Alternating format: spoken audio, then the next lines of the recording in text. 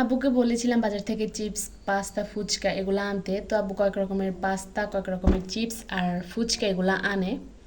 তো আসসালামু আলাইকুম এভরিওয়ান, আই হোপ সবাই ভালো আছেন। তো চলেন শুরু করা যাক।